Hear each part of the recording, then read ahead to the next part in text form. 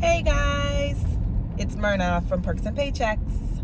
Welcome back to my channel. I know I've been MIA lately, but I've been pretty busy this summer and I just needed to find the right moment, the right time that I can chat with you guys. And as I'm on my way to my job, where I trade my time for money, I was like, I literally sit in traffic every morning.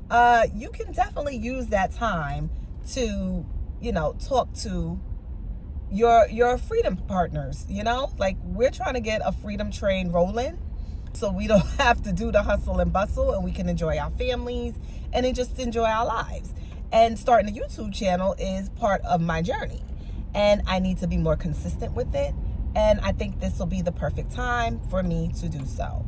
So over the course of my other videos, we talked about how we can just, have a side hustle, create some residual income, things of that nature that can just either get us a little bit more money if we need it. It could be, for gas, your kids' tuition, trips that you would like to go on. So I'm just going to catch you up about my summer. Right now it's cold. It's cold. It's like 55 degrees at this point. It's barely September. I like the heat. So this is not my kind of weather. But anyway, I will catch you up on our Hershey Park trip. Remember in my previous videos, I told you guys how I saved 40% for my family to go there. We'll talk about that. We'll also talk about my trip to St. Martin's and St. Bart's. And I'm going to show you the beautiful pictures. Ran into Hurricane Erin. Yep, Hurricane Erin came along. But it wasn't too bad. And we'll discuss that in another video.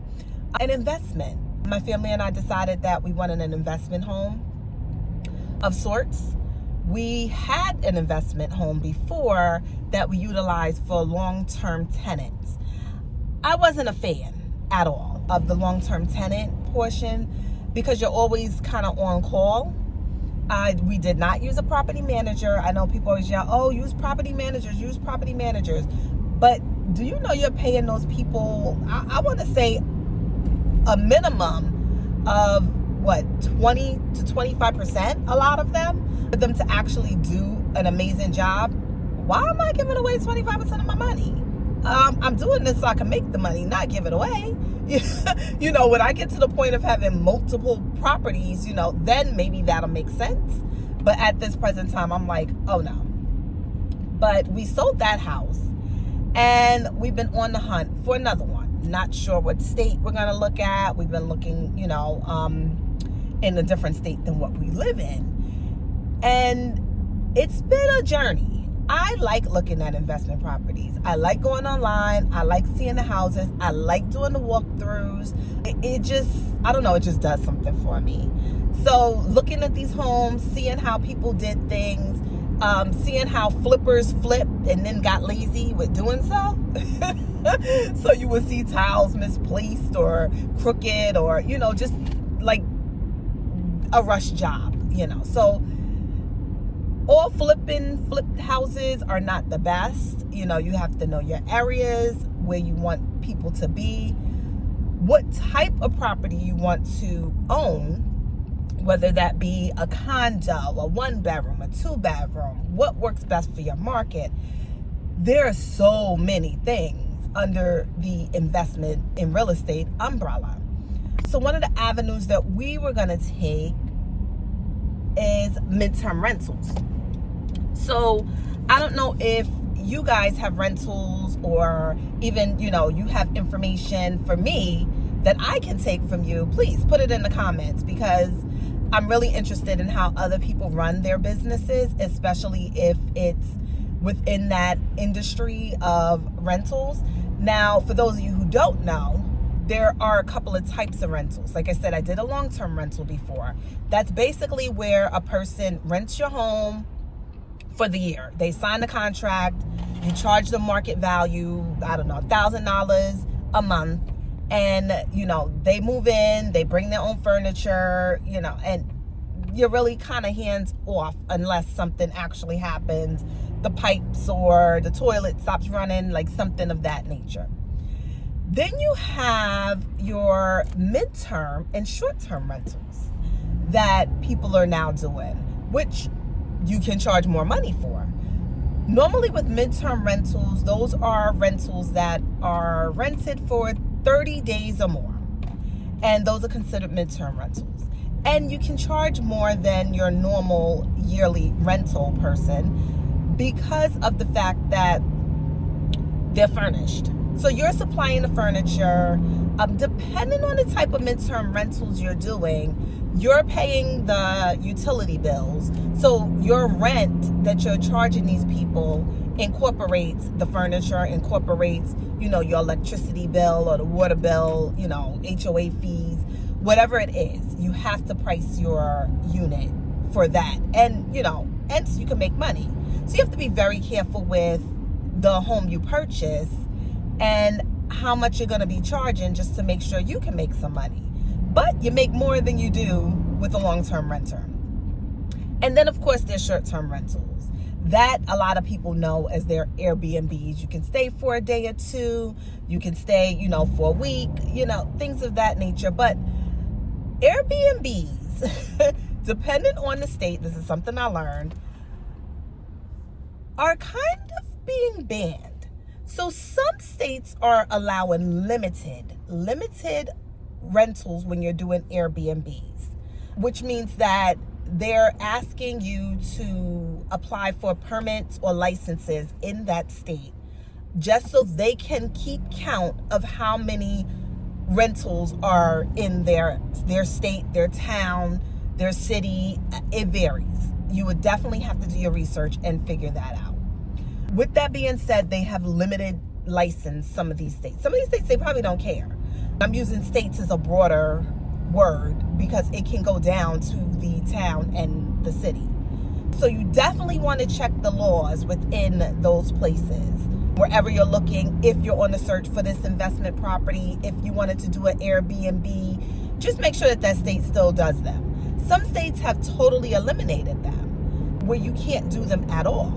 So you have to be very careful when looking. They've also, some states will charge you more in taxes if you're doing Airbnbs. So there's so many things that you have to research now before you even pick up and go to wherever it is that you want to plant your feet and say, I want to run some type of rental business here. And a lot of people are getting around that whole Airbnb by going into the midterm rentals.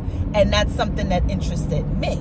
I'm like, you know what? It's not as much work as an Airbnb, although Airbnb you can make the most money from. But it gives you a little bit of time in between tenants to actually, do your cleanup, stay on top of things. And you can have a tenant for 30 days, or you can have a tenant for 6 months. It just depends on the person. Even people who do midterm rentals, they'll still do yearly contracts. And within those yearly contracts, they're still charging more than the market rate because they're still furnishing. Some people decide, you know what, if you're going to stay 6 months to a year in my quote unquote midterm rental, you need to take on the utility bills. It's so many ways that you can run this type of business, and so much that needs to be figured out when you do it. So midterm rentals is kind of where I want to be. I don't mind furnishing a home and charging that rate for, whatever tenant comes in. Now, people usually gear towards your students, your traveling nurses, your prospective business people, because people do travel for work. Things that people who you normally wouldn't look to see renting may rent. People may come over and say, you know what, this is my kid's first year at college. I just want to be close to them. Let me rent this place for a month. It could be a sick person or a sick child that they may have that's constantly in and out of hospitals. And they're like, I need a home for a couple of months, while my family member undergoes treatments or, whatever it is that they may be doing. Excuse me. So midterm rentals do come in handy. With your Airbnbs, it's a daily thing. So you need to be on top of that all the time. People are going to book for a night or two for the weekend. It's a constant rotation. So it definitely takes more time for you to actually do Airbnb. I'm going to also come back with videos on things that I've learned about the, I'm going to say, buyer market in my case, which also affects sellers and agents. I have learned so much from this small gap that I have utilized to actually look for properties, and I just wanted to share some of that information with some of you. And it could be a shock to some people because I've owned my home for quite some time, and we've had another home that we owned that we sold, as I told you in the beginning of this video. So we've been in the market a little bit, so, and my previous life, I told you I'm a Jill of all trades. I was a realtor. That did not work for me. That is not my type of thing, and I have to give it up to the realtors that are out there busting their behinds and doing what they doing, because it is a hustle. People always jump, oh, I'm gonna be a realtor, and it's not quite that easy.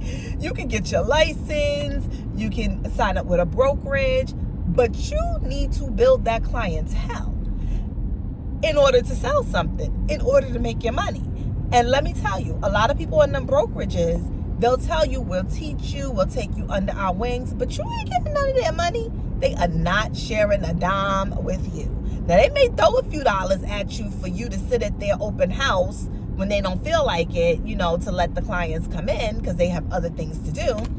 But in reality, they're not like, oh, somebody wants to sell their house. Do you want this one? I'll give this one to you. No, that's money out of their pocket, out of their family's household. It's no way they're doing that. Sorry about the sun. I'm just in one of those directions, but we're going to keep it going. So I just want to talk a little bit more about that in my future videos.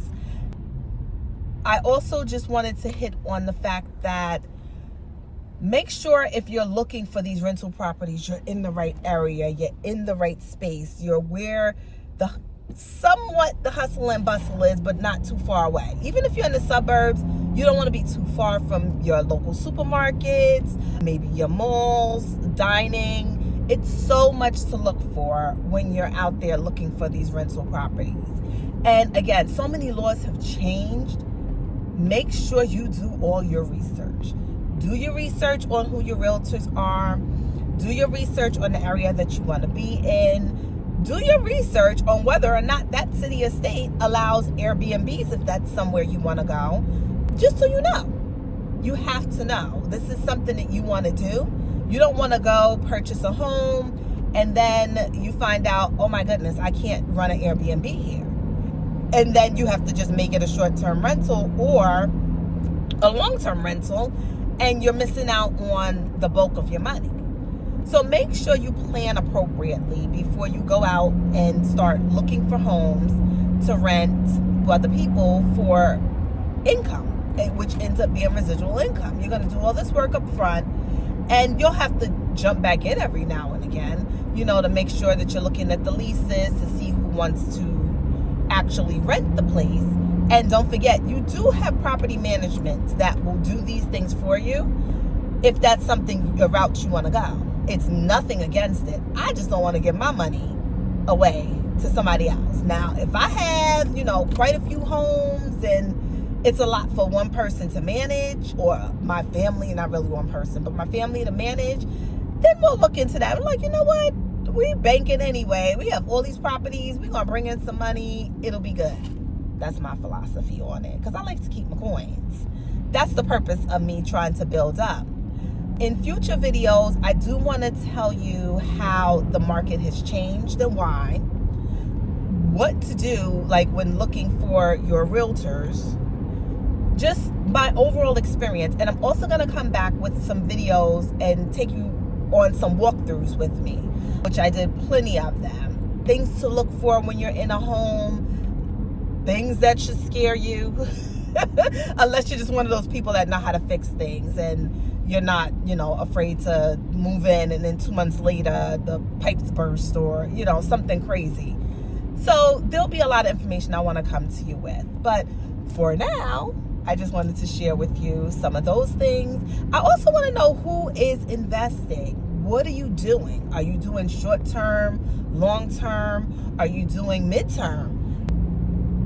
And just what are your overall kinks in the business and your pros and cons, basically.